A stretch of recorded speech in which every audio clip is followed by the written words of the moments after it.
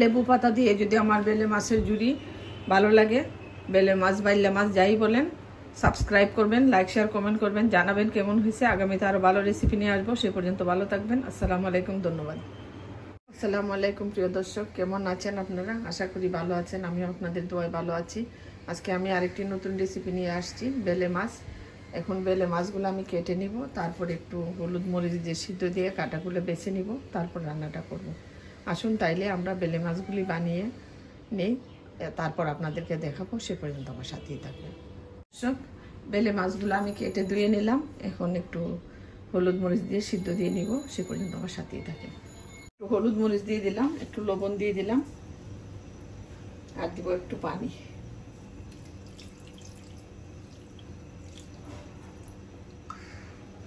জাল চলে আসো, সেই পর্যন্ত আমার সাথেই থাকবেন। আমার মাছটা সিদ্ধ হয়ে গেছে, এখন আমি কাটাগুলি বেছে নিব, তারপর রান্নাটা শুরু করব। সেই পর্যন্ত আমার সাথেই থাকবেন। আমি চুলাটা বন্ধ করে দিলাম।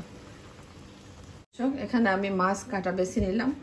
টমেটো, পেঁয়াজ, রসুন, ধনেপাতা, কাঁচামরিচ, লেবু পাতা, হলুদ মরিচ, ধনে জিরা, আর একটু আদা দিব। আদাটা আমি দেখাইনি, এখানে আদাটা আছে।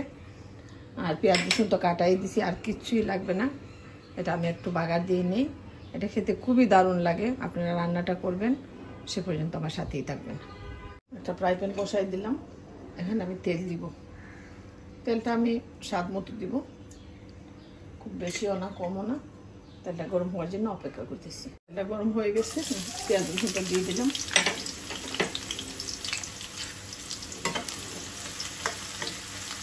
পেঁয়াজ রসুনটা একটু লাল করে ভেজে নিই, তারপর মশলা দিব। একটু বাকি মশলাগুলি দিয়ে দিব। সে পর্যন্ত আমার সাথেই থাকবেন। আমার পেঁয়াজটা ভাজা হয়ে গেছে, আমি এখন টমেটোটা দিয়ে দিব, আর দিয়ে দেবো আদাটা।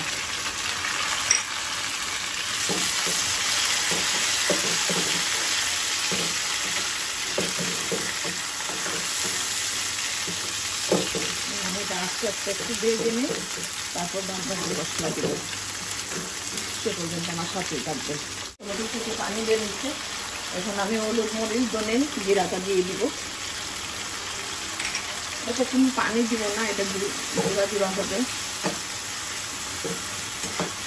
একটু ভালোভাবে কষিয়ে নিই, তারপর মাছটা দিয়ে দিব।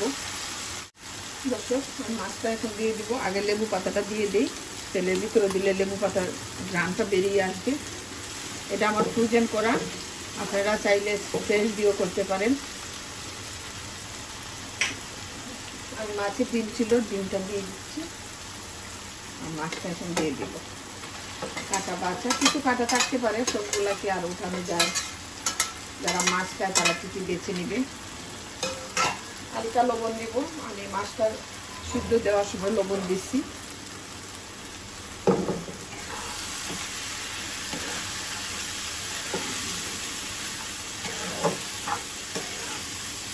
খেতে এত ভালো লাগে, আপনারা একবার ট্রাই করতে পারেন। বেলে মাছটা এইভাবে রান্না করলে খুবই ভালো লাগে। যারা কাটার জন্য মাছ খেতে পারে না, তাদের জন্য খুব সুবিধা। আসুন আমরা অপেক্ষা করি। সব লেবু পাতার অনেক ঘ্রাণ বেরিয়েছে, এখন আমি ধনে পাতা, কাঁচা মরিচটা দিয়ে দিই। এই দুটাই ভালো লাগে দিলে।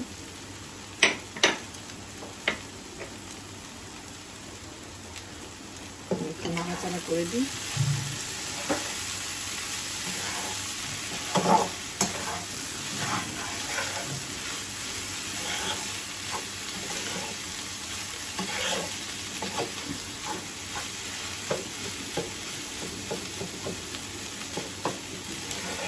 ধনে পাতা দিয়ে বেশি রান্না করা লাগে না। আমি এখন পরিবেশন করে আপনাদেরকে দেখাবো। সে পর্যন্ত আমার সাথেই থাকবেন। লেবু পাতা দিয়ে যদি আমার বেলে মাছের ঝুরি ভালো লাগে, বেলে মাছ বাইলে মাছ যাই বলেন, সাবস্ক্রাইব করবেন, লাইক শেয়ার কমেন্ট করবেন, জানাবেন কেমন হয়েছে। আগামীতে আরও ভালো রেসিপি নিয়ে আসবো। সে পর্যন্ত ভালো থাকবেন। আসসালামু আলাইকুম, ধন্যবাদ।